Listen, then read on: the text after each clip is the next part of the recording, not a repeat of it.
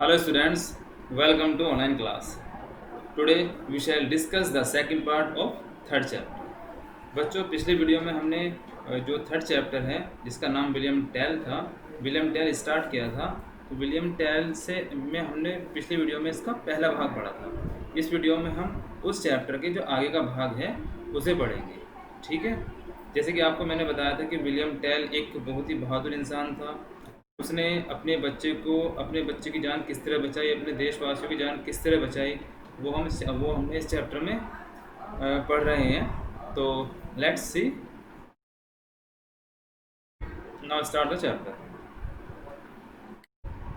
Might kill my own son, would it not be better to spend the rest of my life in the prison than to risk the life of my son, thought he। Means जब उसके बच्चों को पकड़ लिया जाता है, जिसे गैसलर ने पकड़ा था और कहा था कि तुम्हें अपने बच्चे के ऊपर जो सेब रखा है उससे पे तीर मारना है।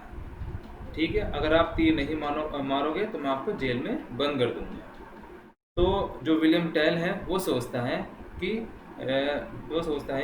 Risk the life of my son means अपने बच्चे को खतरे में डालने से अच्छा है कि मैं अपना जो शेष जीवन है मैं अपना शेष जीवन प्रिजन यानी जेल में बिता दूं। ऐसा वो सोचने लगा। Gessler was smiling with glee when he saw William's sad face। गैसलर मुस्कुरा रहा था जब उसने विलियम का सैड फेस यानी उदास चेहरा देखा। सैड फेस का मतलब उदास चेहरा देखा तो गैसलर मुस्कुरा रहा था। हमने आपको पहले बताया था कि इसमें जो गैसलर है वो एक तानाशाही राजा है जो अपनी हुकूमत चलाता है। नेक्स्ट है, I don't want to shoot, let me die, said Tell. Said का मतलब होता है कहना। टेल ने कहा I don't want to shoot यानी मैं तीर नहीं चलाऊंगा। लेट मी डाई मुझे मरने दो यानी आप मुझे मार सकते हैं लेकिन मैं अपने बेटे के ऊपर तीर नहीं चलाऊंगा। But we will break the boy's neck first, said the cruel tyrant, and you will see your son die right in front of your eyes। Tal's eyes flashed with anger means but we will break the boy's neck first, said the cruel tyrant। यानी वो जो दयालु निर्दयी राजा था, जो तानाशाही राजा था, उसने कहा कि पहले हम इस लड़के की गर्दन को तोड़ेंगे। बॉयज नेक का मतलब गर्दन, लड़के की गर्दन। And you will see your son die right in front of your eyes, और तुम अपनी आंखों के सामने अपने बेटे को मरता हुआ देखोगे। टेल्स आईज फ्लैश्ड का मतलब होता है चमकना। विद एंगर यानी जो टेल की आंखें थी वो गुस्से से चमकने लगी। Now let's see the next paragraph. Give me the बो, he said। Then he took out 2 arrows from his quiver and stuck one in his belt। He bowed his head and stood for a moment in a prayer। He then raised his head and took aim। The onlookers held their breath means give me the बो, ही sad. उसने कहा, किसने कहा? William Tell ने कहा। William Tell ने कहा कि मुझे धनुष बाण दो। बो का मतलब होता है धनुष बाण दो। देन ही टुक, तब वे उठा, out 2 arrows from his quiver. Quiver का मतलब होता है तरकश, जिसमें हम तीरों को रखते हैं उसे बोलते हैं क्यूवर। यानी तब उसने क्यूवर से 2 बाण निकाले। And stuck one in his belt, और एक बाण को उसने अपनी बेल्ट में रख लिया। ही बोड हिज हेड, उसने अपना सिर झुकाया। And stood for a moment in a prayer. Moment का मतलब कुछ समय के लिए, और कुछ समय के लिए वो प्रेयर मतलब ईश्वर से प्रार्थना करने लगा। ही देन रेज्ड हिज हेड, तब उसने अपना सिर उठाया। एंड टुक एम, और अपना निशाना साधा। द ऑनलुकर्स का मतलब होता है देखने वाले।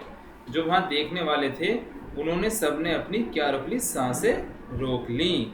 वो सब बड़े ही ध्यानपूर्वक उसे देख रहे थे। ब्रीथ का मतलब होता है सांस।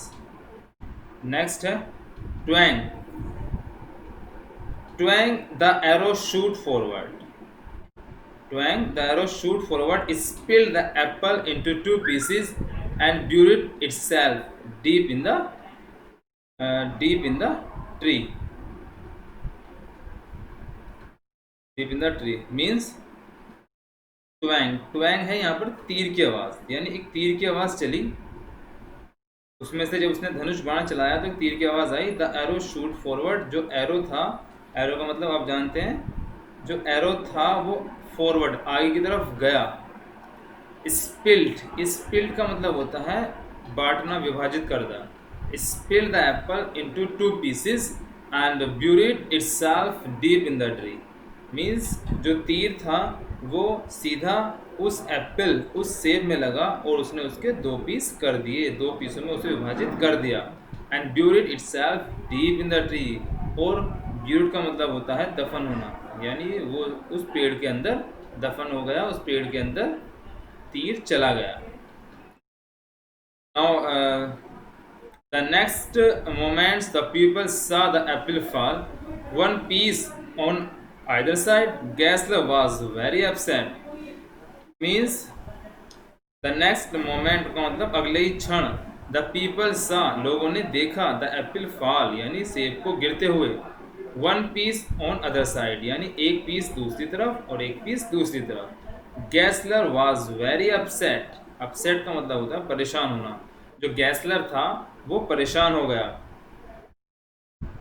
That was a good shot, said Gessler. But tell me, why you took two arrows and stuck one in your belt?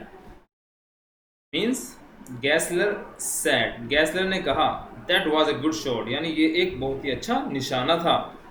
But माने किंतु, tell me मुझे बताओ, why you took two arrows, कि आपने दो एरो यानी दो तीर क्यों लिए, and stuck one in your belt, और एक तीर आपने अपनी बेल्ट में क्यों लगा लिया, ऐसा गैसलर ने उससे पूछा।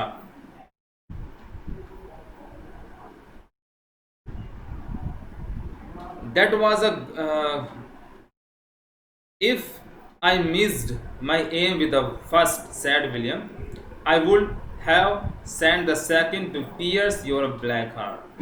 Means William said, विलियम ने said मीन्स कहा, विलियम ने कहा, if I missed my aim with the first, यानी यदि मेरा पहली बार में निशाना चूक जाता, अगर मेरा निशाना नहीं लगता, I would have sent the second to pierce your black heart, तो मैं दूसरा तीर तुम्हारे इस ब्लैक हार्ट, जो तुम्हारा ये काला दिल है, जो तुम्हारा ये निर्दयी हृदय है, इस हृदय में मैं दूसरा तीर मार देता।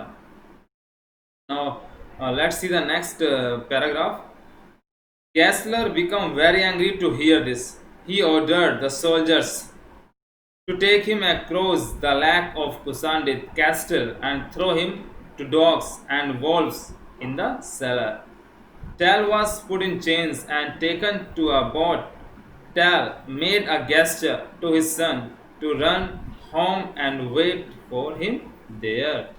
Means गैसलर become very angry. Angry का मतलब गुस्सा होना, यानी गैसलर को बहुत गुस्सा आ गया to hear this, ये सुनकर। मीन्स विलियम टेल की बात को सुनकर गैसलर को बहुत गुस्सा आ गया।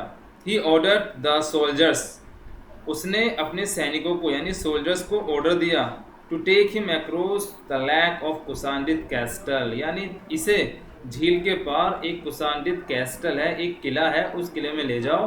And throw him to the dogs and walls in the cellar, और इसे कुत्तों के और जो वॉल्स माने भेड़िया, जो भेड़िए हैं उनके पिंजरे में से डाल दो। सेलर मीन्स पिंजरा। Tell was put in chains, यानी टेल को जो चेन्स थी, जो लोहे की चेन थी, उसमें बांधा गया। And taken to a boat, और एक नाव में ले जाया गया। Tell made a gesture, gesture का मतलब होता है इशारा करना। Tell made a gesture, gesture का मतलब होता है बच्चों इशारे करना। To his son to run home and wait for him there, यानी विलियम टेल ने अपने बेटे की तरफ इशारा किया कि जो है तुम जो है यहाँ से भाग जाओ और घर की तरफ चले जाना और मेरी वहाँ पर वेट प्रतीक्षा करना। नेक्स्ट पैराग्राफ है बच्चों, The soldier rowed the boat to cross the lake, but as the boat reached deep water, a storm broke out and blew it off its course. Only William Tell could sail a boat in this weather, cried the boatman. The soldier took off his chains and asked to take this tiller. Means the soldiers जो सैनिक थे rowed the boat to cross the lake, यानी वो उसे झील के पार, उस नाव को झील के पार ले जाने लगे। बट माने किंतु as the boat reach deep water, deep water का मतलब होता है बच्चों गहरा पानी। जैसे ही वो नाव गहरे पानी में पहुंची, अ स्टॉर्म, स्टॉर्म का मतलब तूफान, ब्रोक आउट माने एक तूफान उठा, and ब्लीव it of it course, और वो उसे उस नाव को बहाकर कहीं और ले जाने लगा। Only William Tell could sail a boat in this weather, cried the boatman, यानी जो बोटमैन था, जो नाव को चलाने वाला था, वो चिल्लाया। क्या चिल्लाया? केवल ओनली विलियम टेल, केवल विलियम टेल ही है जो इस नाव को इस मौसम में चला सकता है। वेदर का मतलब होता है मौसम। The soldier took off his chain and asked to take the tiller, जो सोल्जर्स थे उन्होंने उसकी चैन को खोल दिया, यानी जिस चैन में जो विलियम टेल बंधा हुआ था उस चैन को उन्होंने खोल दिया, और जो उस नाव का टिलर था, जो उसका जो हैंडल होता है एक तरह से, उसे विलियम टेल के हाथों में दे दिया। William Tell quickly brought the boat under control, but instead of trying to cross the lake, he turned the boat round and sailed back towards the shore. Means William Tell quickly माने जल्दी से, brought the boat under control, यानी William Tell ने बहुत जल्दी कर उस नाव को अपने कंट्रोल में ले लिया, यानी अपने नियंत्रण में ले लिया, उस नाव पर काबू पा लिया। But instead of trying to cross, but किंतु instead of trying to cross the lake, लेकिन झील को पार करने की बजाय, ही टर्न द बोट, उसने नाव को घुमा दिया, राउंड गोल, and sail back towards the shore, और उसे वापस चलाकर किनारे की तरफ ले आया। शोर मीन्स किनारा। Now let's see the next paragraph. Tell brought the boat a jagged rock, यानी means Tell brought the boat to a jagged rock, the next moment the boat broke into two. Tal grabbed a loaded crossbow from a soldier and leaped out of the sinking boat. The drowning Austrians saw him jump on the rock and run out of sight. Means Tal brought, brought का मतलब होता है लाना। Tal brought the boat a jagged rock, यानी एक नोकदार पहाड़ी थी, उस पहाड़ी पर टेल उस नाव को ले आया। द नेक्स्ट मोमेंट मन, अगले ही क्षण, the boat broke in two, यानी जो नाव थी वो दो भागों में टूट गई। Tell grabbed a loaded crossbow from a soldier, यानी ग्रैब का मतलब होता है छीनना, यानी टेल था उसने छीन लिया अ लोडेड क्रॉस बो, यानी एक धनुष बाण जिसमें तीर लगा हुआ था, उसने वो धनुष बाण एक सोल्जर से, यानी एक सैनिक से छीन लिया। And leaped out of the sinking boat, और उस डूबती हुई नाव से वो उछलकर कूद गया। जो नाव डूब रही थी उस नाव से वो उछलकर नीचे कूद गया। The drowning Austrians saw him jump on the rock and run out of the side, यानी जो ड्राउनिंग ऑस्ट्रियंस थे, जो लोग डूब रहे थे, उन्होंने उसे जंप करते हुए देखा टू द रॉक, उस पहाड़ी पर, and run out of the site, और उसे देखा कि वो किस तरफ जा रहा है। Tal hid himself by the roadside and waited. After some time, Gessler came that way. Tal hide, hide का मतलब होता है छिपाना, himself माने अपने आप को, by the roadside यानी टेल ने अपने आप को एक सड़क के किनारे छुपा लिया, and waited, और प्रतीक्षा करने लगा। आफ्टर समटाइम्स, कुछ समय बाद, गैसलर केम दैट वे, गैसलर उस रास्ते से आया। Now let's see the next page. Riding on his horse in a search for Tell, यानी जो गैसलर था वो टैल की तलाश में उस रास्ते पर आया जिस रास्ते पर विलियम टैल छिपा हुआ था। Tell who was waiting for him bent his bow and let fly the arrow, यानी टैल जो उसकी प्रतीक्षा कर रहा था, बेंट हिज बो उसने अपना धनुष बाण झुकाया, and let fly the arrow और एक तीर छोड़ दिया। Gessler drop dead from his horse, Gessler उस तीर के लगने से फौरन मर गया और अपने घोड़े से गिर गया। ड्रॉप डेड का मतलब मृत गिरना, यानी अपने घोड़े से वो मृत गिर गया। Then William Tell made the peasants rise against the Austrians, तब they defeated their operations and drove them out of their country. Once again, the Swiss nation was free. Means then माने तब William Tell made the peasants, peasants का मतलब यहाँ तक जो farmer यानी किसान, यानी विलियम टेल ने जो वहाँ के किसान थे उन्हें ऑस्ट्रियंस के विरुद्ध खड़ा कर दिया, यानी उसने एक आंदोलन शुरू किया। उसने सभी किसानों को जो ऑस्ट्रियंस थे उनके खिलाफ खड़ा कर दिया। दे डिफीटेड देयर ऑपरेशर्स, यानी उन्होंने, डिफीट का मतलब होता है हराना, उन्होंने अपने सभी जो विरोधी थे जो जो उन पर अपना अधिकार जमाते थे उन लोगों को हरा दिया। And drove them out of their country, और अपने देश से उन्हें सबको बाहर निकाल दिया। Once again the Swiss nation was free, once again का मतलब एक बार फिर जो स्विस राष्ट्र था यानी जो स्विट्ज़रलैंड था वो फ्री हो गया था, यानी वो आज़ाद हो गया था। तो बच्चों ये चैप्टर आपका यहाँ यहीं ख़त्म होता है। इस चैप्टर से हमें शिक्षा मिलती है कि हमें किसी भी परिस्थितियों में घबराना नहीं चाहिए और हमेशा बहादुरी से, हिम्मत से किसी भी परिस्थिति का, किसी भी सिचुएशंस का हमें सामना करना चाहिए। बच्चों इस चैप्टर के लास्ट में कुछ वर्ड मीनिंग दिए हुए हैं, जिन वर्ड मीनिंग है उन्हें आपको याद भी करने हैं और इन वर्ड मीनिंग को आपको अपनी फेयर कॉपी में लिखना है। जैसे बोमैन का मतलब निशानेबाज, स्किलफुल निपुण,